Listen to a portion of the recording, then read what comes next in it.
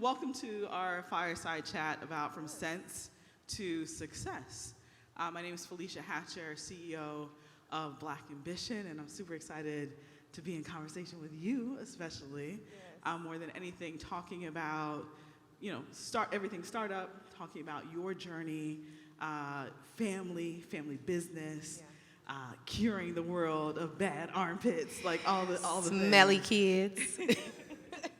Let's start off with give the room an introduction of like who you are. Yes, so I am Chantel Powell, the founder and CEO of Play Pits. It's an all-natural deodorant that was created because my son at 6 years old got in my car after football practice and smelled like a whole man. And it changed my life forever. And it was one of those things that I feel like a lot of times as parents, we settle for smelly kids and just be like, oh, little Johnny, he's 6, he smell, wash him up with soap and water. Like, no, you're not gonna be representing me in these streets smelling horrible. And so I went looking for a natural deodorant because I refused to put a toxic antiperspirant on him, but then all the natural deodorants were like super crunchy and boring. And so I got in the kitchen because I couldn't find anything. And my grandmother used to pat baking soda under my arms before I would go outside and play. So I knew that there were ingredients and things that I could do to make him smell better. And so I whipped up something Cam loved so much. I introduced it to him, and he was like, okay, mommy. So I told all the kids at camp about that deodorant, so you got to make it for everybody. And I was like, no, I'm not. It was 100 kids. And then he said it again because kids are so persistent and so adamant about what they see and what they want. And he said it again. He was like, Mom, you can make this for everyone. Everyone for him was everybody at camp. Everyone for me was all the parents that had the same issue that I had, all the kids that deserve to be able to play unapologetically. And I was like, okay, Cam, you onto something. And so that's how Play Pits was born, in my home kitchen. Listen, for anyone else that has kids, I have a 9-year-old. Yeah. It's like night and day when it changes, right? Man. Like one day they're fine, the next day they roll up on you and you just get slapped in the face with it. Right. And that my 9-year-old was that last year. I was just like, who are you? Right. What is this smell? Right. And so I got to go through the receipts a little bit because you didn't go through the receipts. Yes.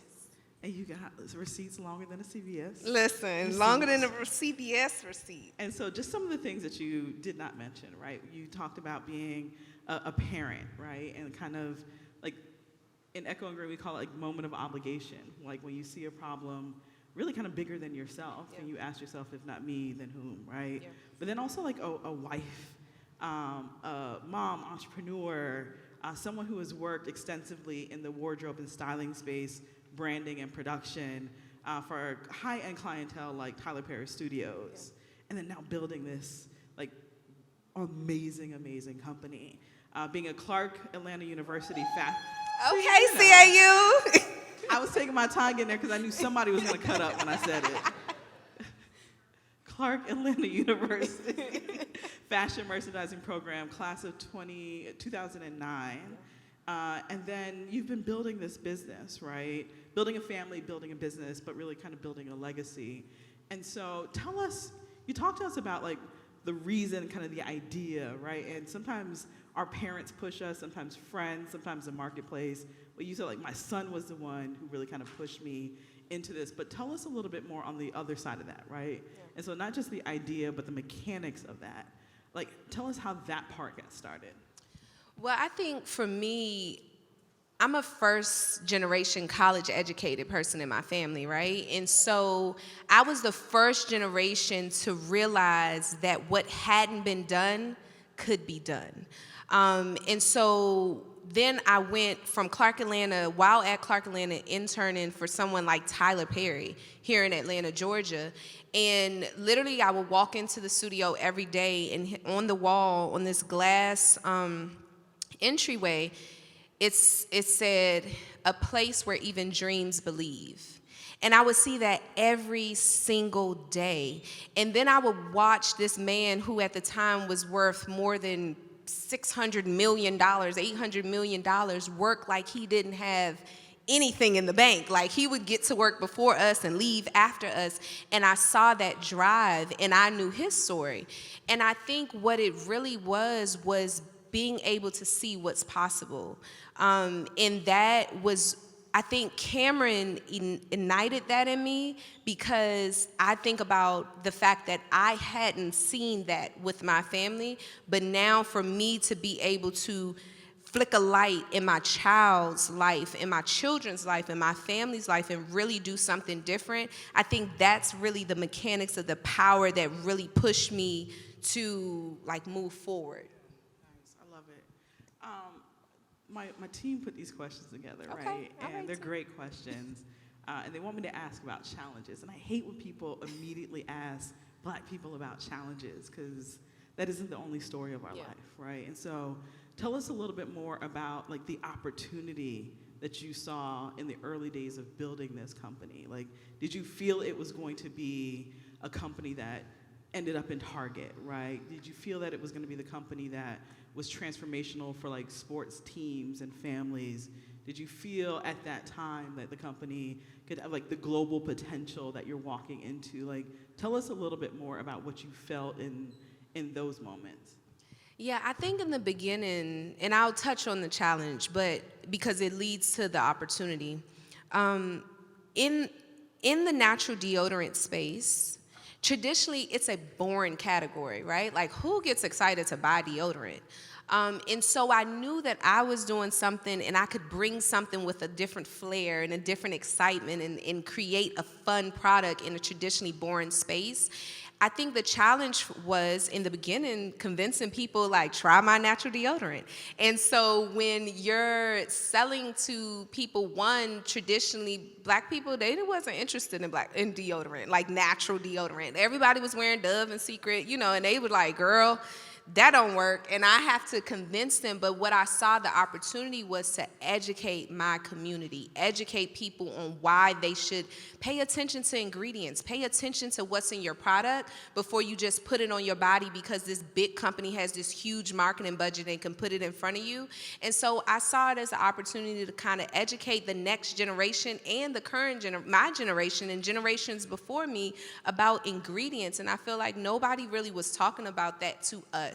And so that was the opportunity. And I'd say it was also a huge challenge, because convincing people that I can keep you funk-free with these natural products, they were like, girl, I don't want to smell like a steak and cheese by 12 o'clock. And I'm like, I promise you won't. And so that was a challenge, but it also was a huge opportunity. What did you do to educate your consumer? Because a lot of that is building a whole new consumer base at the same time, right? And some people can do it. A lot of people kind of throw their hands up. So, like, what were the things that you did to really kind of educate and kind of nurture a new consumer base that wanted your product, understood the product, and would buy it? Yeah, I think, I am my customer. So I was in the community doing pop-ups, doing markets, and all types of things to just get my product in front of people. So if someone would come to my booth, or even if they would walk by the booth, I'm pulling them in because I'm talking to them and I'm asking them, so what's your hesitation? And I'm learning from them.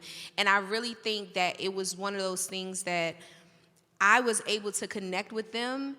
And once they connected with me and the story, they eventually came around. And when you get people to believe in your product because it works, and then they go tell all their homies, then that's another monster. And that's what really has pushed Play Pits to be where it is, because mamas used the product, tried the product, fell in love for it for themselves, their kids, their husbands, and then got in all the group chats and the Facebook groups and told everybody about it. And so that's really how I was able to build such a strong community. I often say, like, Beyonce has the Beehive and Rihanna has the Navy. Well, Play Pits has the Under Army, and they don't play about Play Pits, right? And so there's no chat, especially in social media, that's going on about natural deodorant or natural products, or people talking about them being smelly.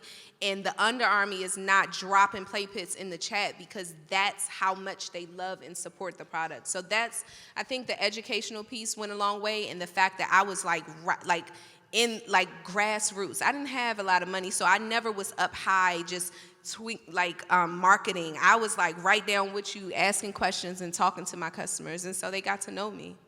Nice.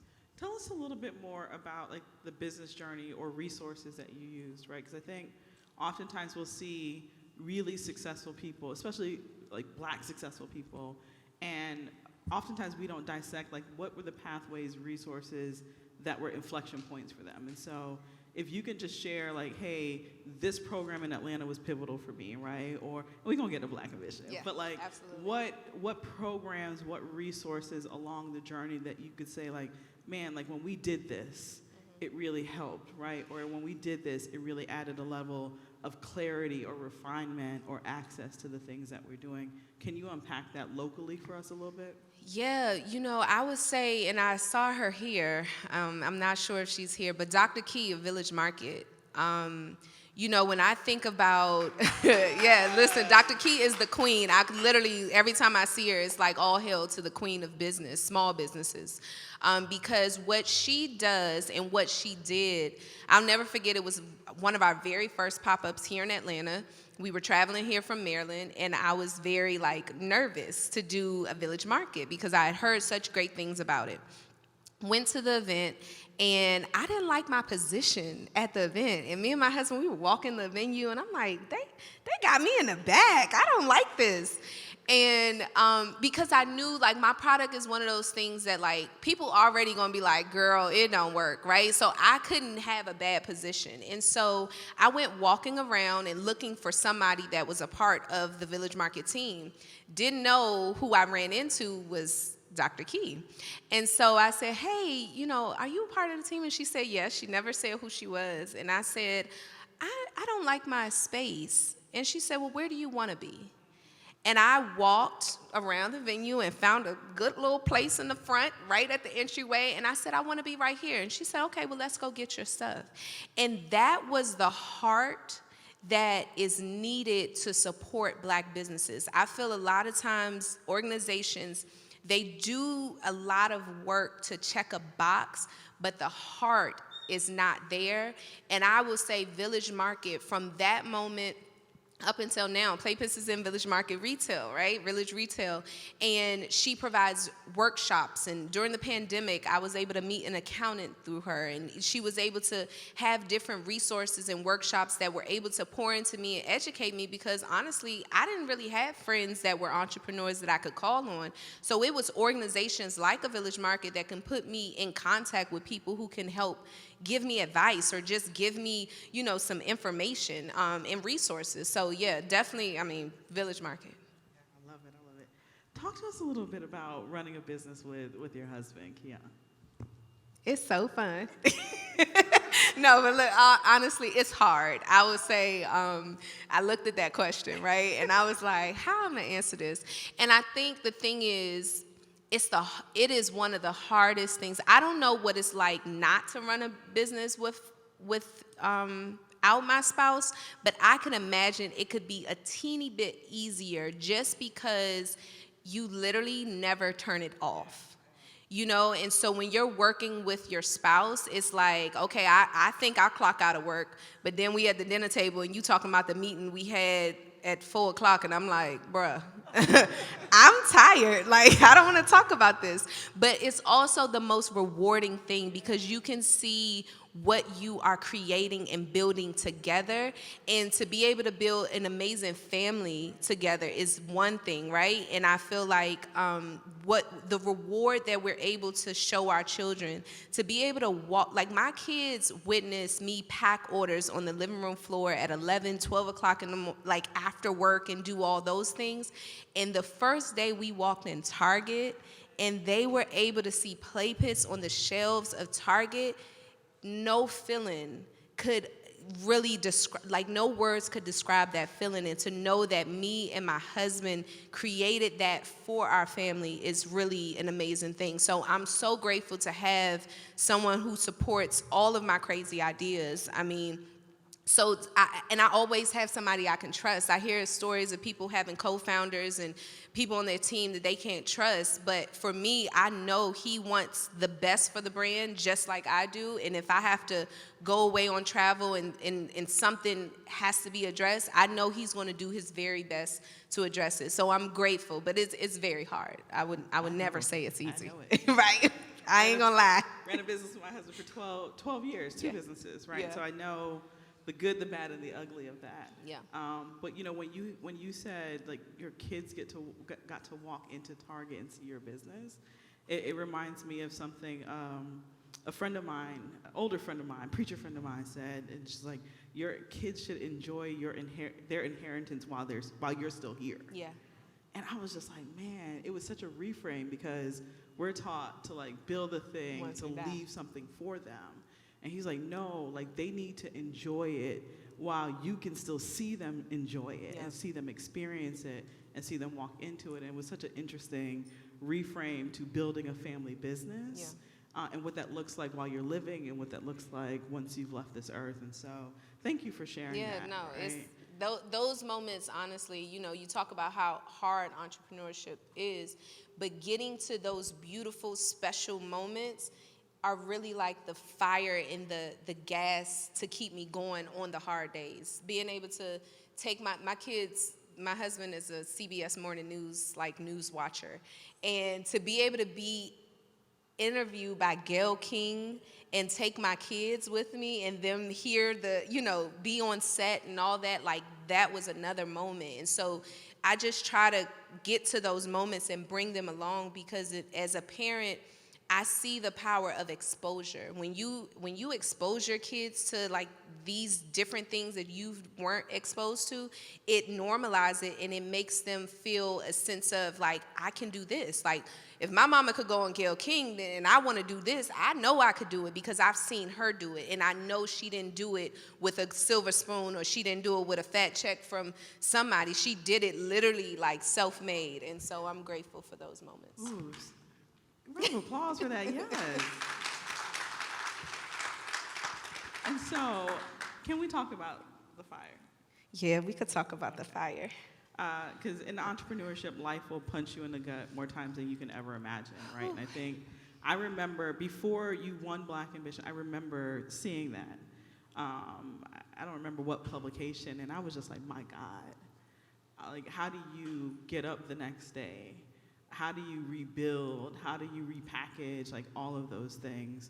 Can you talk to us about like that part? Like how did y'all get back up and say, like, this is not going to swallow me whole.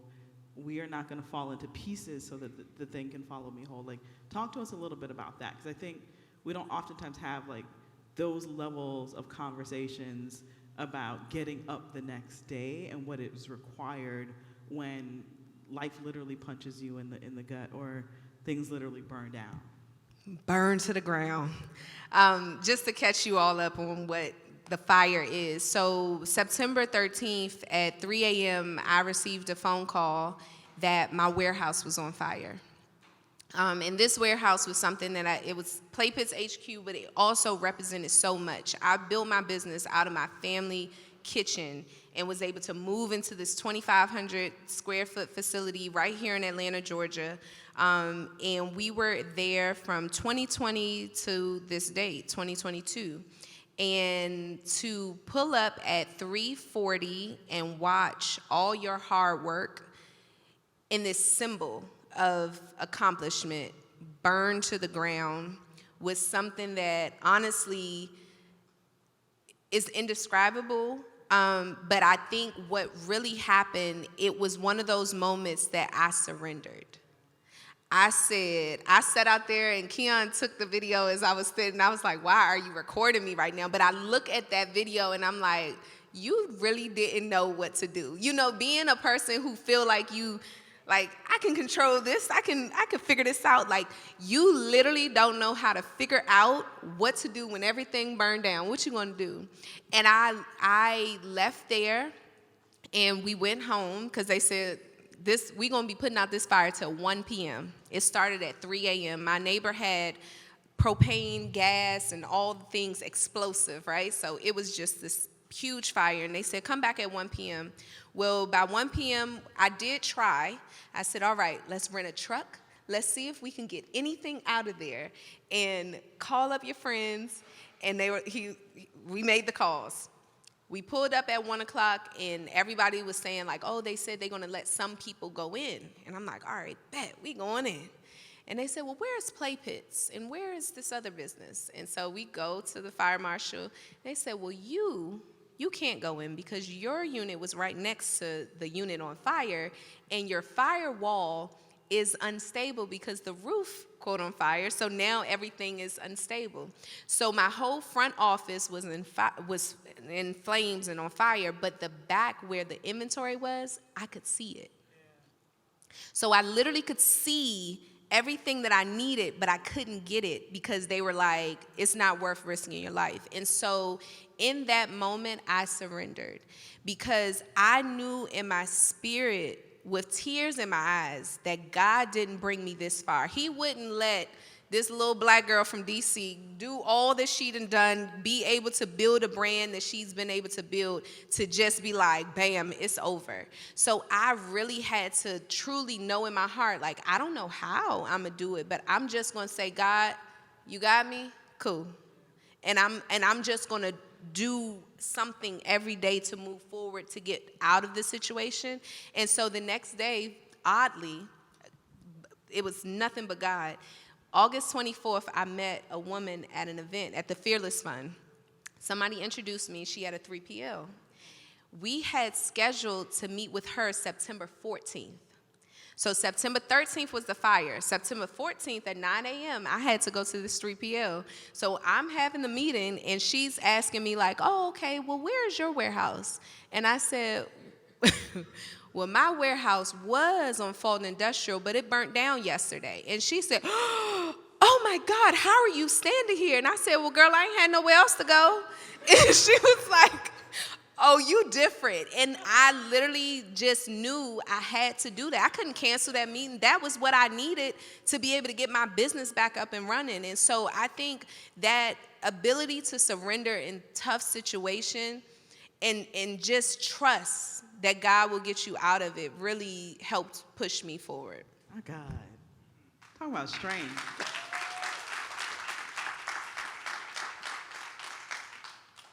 What has the Black Ambition experience been like for you? Because after we select the winners every year, I'm always in a deep conversation with Pharrell about it being literally an idea and a dream of his. Yeah. And then every cohort, it's like, they are exactly what I dreamt of, is what he always says, right? And so talk to us just a little bit more about, like, what has that experience with Black Ambition meant for you, or done for you, or been a part of, or not done, like all the things? I think with Black Ambition, so let's talk about timing. So the fire happened September, and I think I found out that I was a finalist in maybe November, right? So it was the confirmation that God's blessings are still worthy of me. It was like, girl, I told you I got you. So I received that information, right? And then the journey to get to demo day, I was able to pitch. And so I'll never forget, I was on a coaching session with John Guyton, the pitch coach, and I was tired, and I just lost everything, and I was in my feelings about something one day, and I got on, and I was like, play piss is all natural during my pitch. And he was like, he waited for me to get finished with my little 4-minute, however long pitch, and he said, don't you ever get on this call or tell anybody about your business with that level of energy. It doesn't matter exactly what you're going through. When you're presenting your business to the world, you have to kind of let that be what it is and present the way in which you want people to see you. And that level of support the whole way was everything. The people I've been able to meet, the community with the other founders, here it is, we're competing, but it never felt like a competition. It felt like a brotherhood, a sisterhood, a family. And I I think it was the timing was everything. Every room that Black Ambition invites me in has so much value. And I think you all do a great job at curating Black excellence, whether it's partners that you bring in. You know, we went to Chanel. I emailed you. I was like, girl, I'm a fashion major. This is a dream. But to go to Chanel's headquarters and meet with all of their executive team was everything. To be able to talk to Heineken and talk about supply chain and marketing and Snapchat. I mean, you all brought so many resources that to this day, I'm still eating off of. And I'm so grateful for, you know, that. And I'm not just, I tell everybody, like, I was on the Black Ambition apply bandwagon because I want every founder to have this level of support. And it's not just the tactical business things, but another thing you all did for me is help me realize that it's me that matters too. And when you ask, like, who are you uninterrupted? Like, think about that. Like, who are we uninterrupted, without any barriers, without anything to stop us to go forward and reach our dreams? And I think you all provide those resources to be uninterrupted. On that note, please, please, please give Chantel Powell a huge round of applause. Thank you.